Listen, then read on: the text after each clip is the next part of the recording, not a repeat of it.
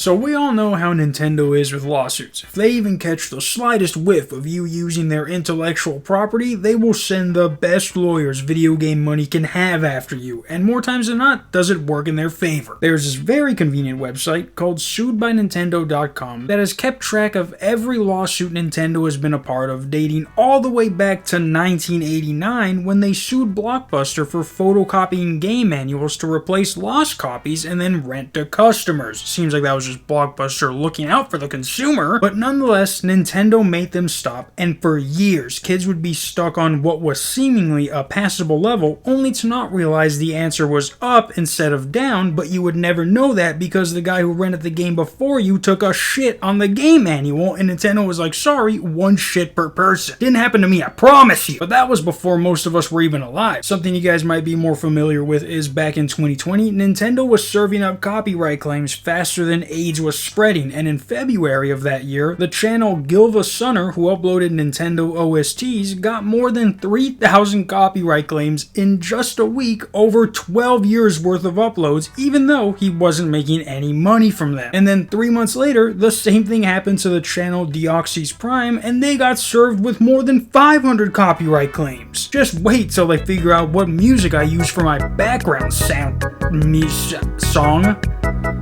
Don't tell them. But like I said, you can look all these up for yourself, and they even bring you to an article talking about whatever lawsuit you click on. But this website stopped keeping track of things back in 2020, and you know that's not because Nintendo had a change of heart. They're still suing people like it's 1989. You guys obviously know about them suing the developers of Palworld, but this time they tried suing a grocery store named Super Mario. Now, I know what you're thinking. How are you gonna have your store look like this and not expect to get sued? Well, that's because that's not the store that's getting sued, surprisingly.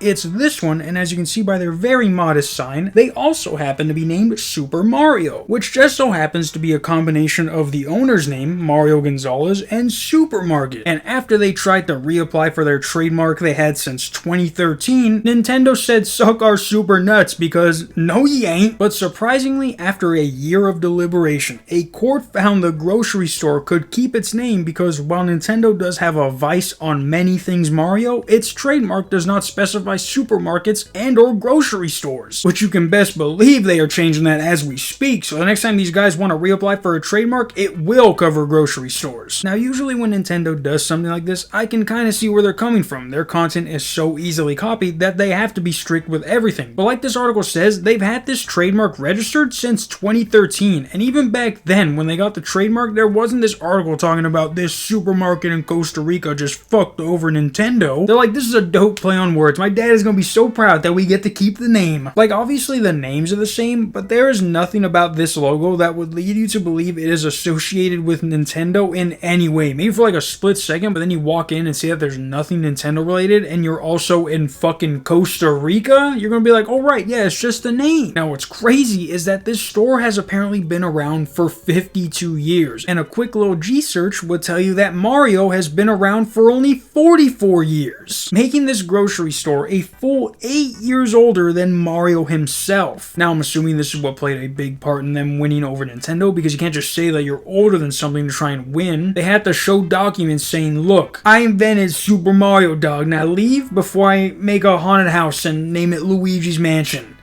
Just for the fuck of it. But this is actually insane when you think about it. 8 years before a $55 billion franchise was made, some dude from Costa Rica is like, honey, what if we name the store Super Mario? And she's like, I want a divorce. And he's like, Super Mario, that's gonna be a banger. And hey, the son of the original owner put out a video on Facebook saying how happy they were that they won. Vean, ese señor que se ve ahí, Canosito, él es Don Mario, es mi papá. Tiene 52 años de estar acá.